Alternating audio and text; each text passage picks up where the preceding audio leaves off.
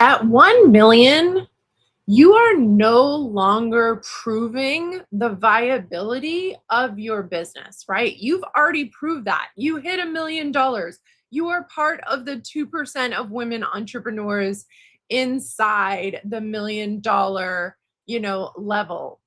What you're doing at 1 million is you are proving whether your business has the structural capacity to handle 1 million and beyond.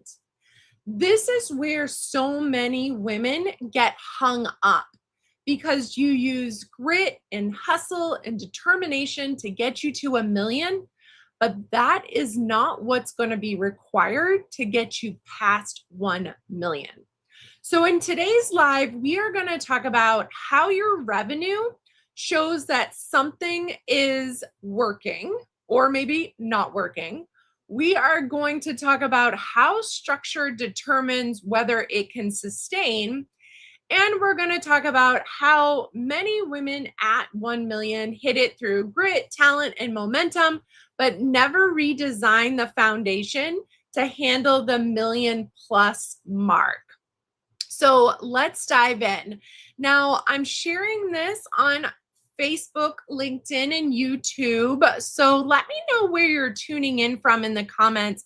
I'm really interested in that. And I am going to share this to my Facebook group because I want them to be able to see this. Okay.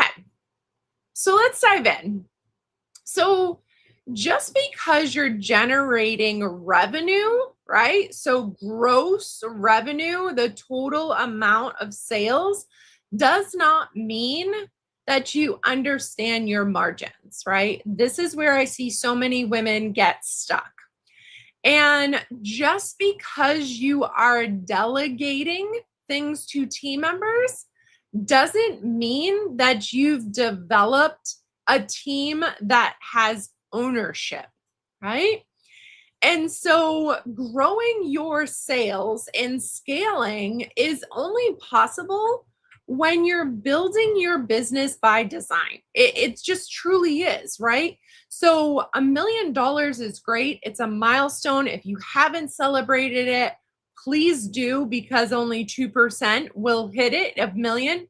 But here's the thing, is scaling without reviewing your numbers is like expanding a building without reviewing the load-bearing walls and what they can handle, right? So your building may stand, but you don't know how much it can hold. And so you add another layer and another layer and another layer, and all of a sudden, you're starting to see cracks in your walls and you're wondering why. And it's because the load is not strong enough to handle what you're putting on top of it. That is the same for your business foundation. If you hit 1 million and you are starting to see cracks in your foundation, it's because you haven't built that structure that's so important. So today, let's talk about, so that was number one, right? So revenue is not the same thing as capacity and what your business can hold, right? If you can't clearly articulate how profit is created inside of your business, you're going to just grow instead of designing a business that truly supports your one life. And here's the thing, I owned a senior home care business for 10 years, and I can tell you firsthand, no one at the end of their life ever said to me, I wish I had worked more, right? No, they express all their regrets to me. So we don't want to just build a business to make money, right? Money's great, but if you have no time and freedom and flexibility, what is the point of being an entrepreneur? You could just go back to a corporate job and make a lot of money with a lot less stress. Okay, so let's move into the 4 financial metrics that every woman at the $1 million level must know. Like, This is like non-negotiable. If you don't know these today, we're going to just do a little audit here. If you know them, be like, heck yeah, I know them in the comments. If you don't, that's okay. I want you to comment legacy and we can have a conversation in the DMs offline about how to figure them out. Okay, so number one metric you must know, your profit margin percentage, right? So not revenue. Revenue is your total gross sales. And then we have your expenses. What is your profit margin percentage? Most women do not know this, right? So that's number one. Number two is your payroll ratio. So what percentage of your gross sales is going to payroll? Why is this important? Because if your payroll keeps creeping up, and maybe your revenue isn't creeping as fast, guess what's going to happen is your personal paycheck is going to start going down, down, down. I experienced this myself until I made some shifts in my business, right? Okay, metric number three, your offer margin breakdown, right? So many of the women that I work with, they have multiple services that they offer, right? So whether it's 3, 10, maybe there's different variables, right? Maybe you have like add-ons or upsells or different things like that, but there's different variables in there. I want to make sure that you confidently know which offer, variable, package, whatever it is, makes you 80% of your revenue. If you don't know that, then comment legacy. Let's have a chat in the DMs and let's talk about it. And this cannot be a guesstimation, okay? Guesstimations don't work at the $1 million level. When you were doing 100,000, okay. But when you're doing 1 million, you can't do that because 1 percentage point off here or there could literally equal tens of thousands of dollars depending upon the quantity of what you're doing, right? And so when you're wondering at the end of the year why you didn't pay yourself more, it could be because that percentage point was off. So first, these are the 4 financial metrics: profit margin percentage, payroll ratio, offer margin breakdown. And then the last one, fourth, is cost per acquisition. So what does it truly cost you to get a new inquiry or lead, right? Time, energy, money. What does it cost you? You need to know this because this is how you figure out how you scale. Now, if you don't know those 4 metrics, profit margin percentage, payroll ratio, offer margin breakdown, and your cost per acquisition, comment legacy. Let's have a chat in the DMs and we can figure out how to get these for you. And once you see them, it's kind of like you can't see them, can't not see them because you're like, oh, I thought it was X when it's really Y. And you're like, oh no, right? Or maybe it'll be surprising, but most it's not surprising. Okay, so without knowing these numbers, here's what you're doing is you are very reactive in your business, not proactive. What I was working with a client the other day on is I said, when you know, right? So in regards to number 3, your offer margin breakdown, when you know where 80% of your revenue comes from, and let's say it comes from word of mouth, right?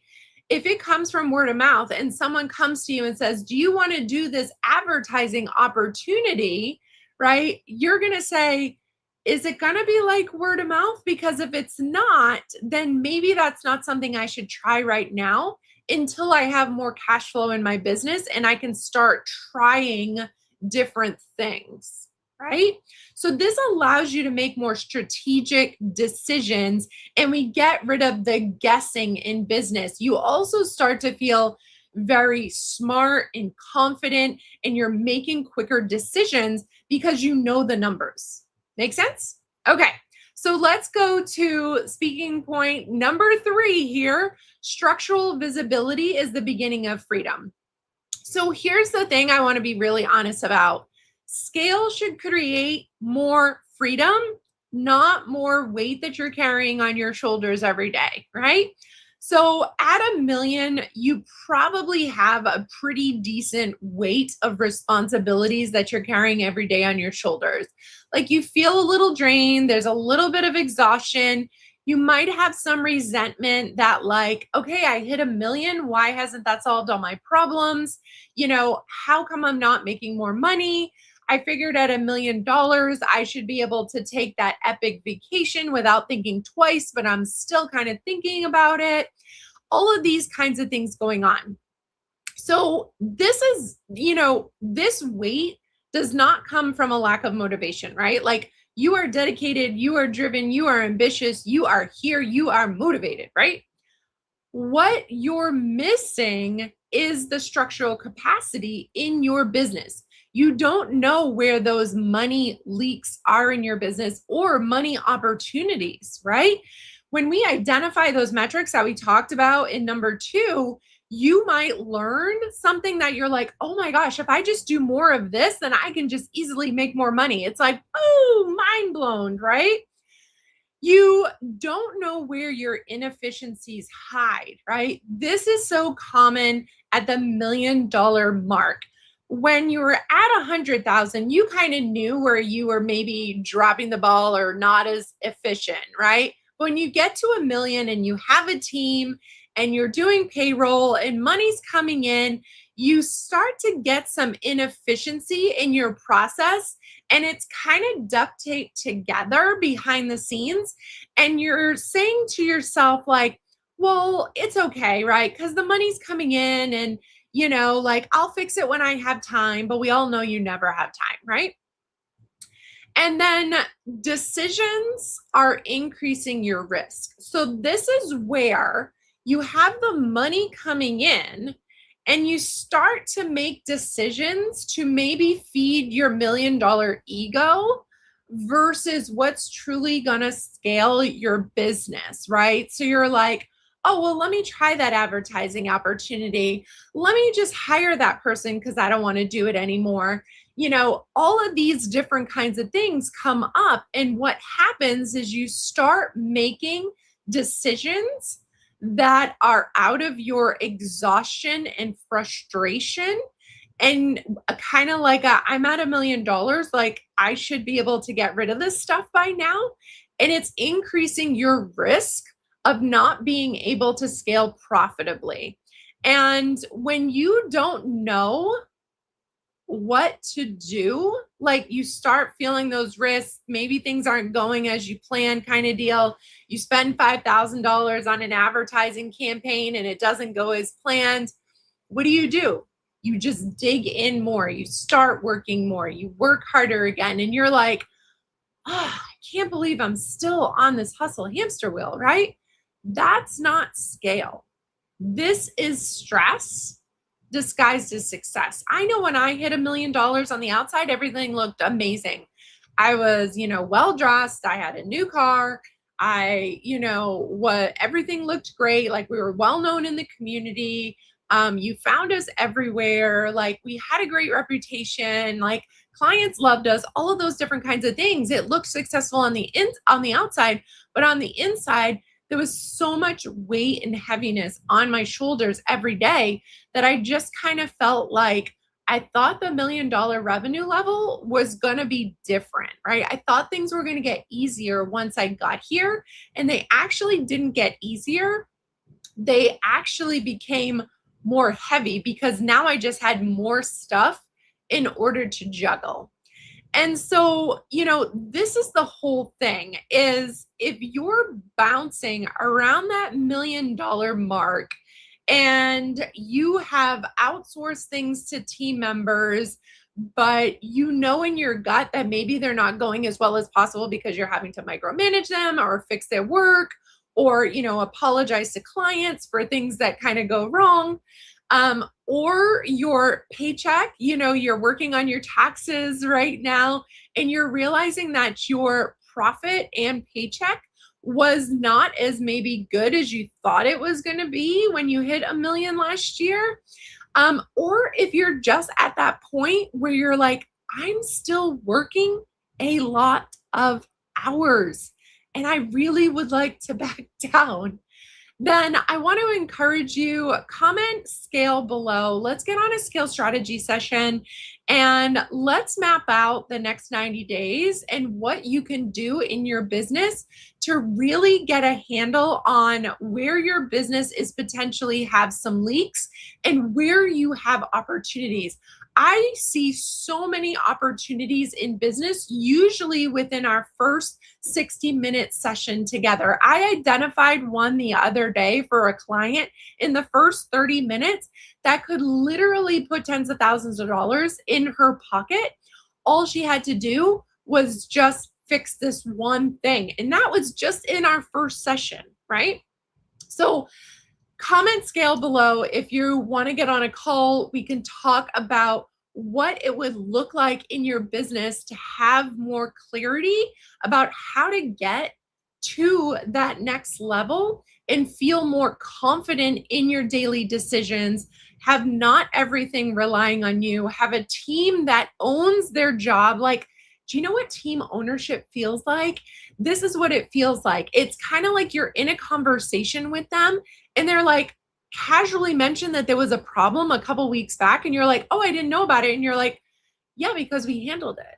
And you're like, you did? Like everything went okay? And yeah, client's happy, everything's great. And you're like, oh, that's team ownership. That's when they're handling things without you having to even be aware of it and things go amazing, right? That's team ownership. That's what you want, right?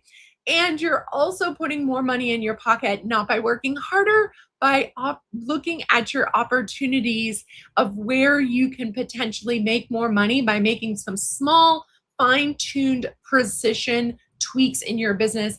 I like to say my work is kind of like a mechanic for high performance vehicles. You know, we are not ripping out an entire motor and putting in a new one. What we're doing is we're fine tuning small little tweaks to give you massive results, right? So I hope you found today helpful. Just as a reminder, tomorrow I will be live at 12 noon back here, same place. And I am going to be sharing with you my TV episode is live that I did out in LA back in November. I am so excited about this. And I am going to stream the show for you. Plus, I am also going to break down what I couldn't go into in just 11 minutes on television, right? I am going to break down for you the structure, the 4-pillar structure that's behind what I talked about on television. So it's going to be a 30-minute live tomorrow. Come on and say hi. Tell me what your big aha is from it and help me celebrate my first TV appearance. Actually, not my first, but probably my big first one that I'm really, really excited about. So I hope you have a fabulous rest of your day. I will see you tomorrow, 12 o'clock, Thursday, March 5th for that live screening.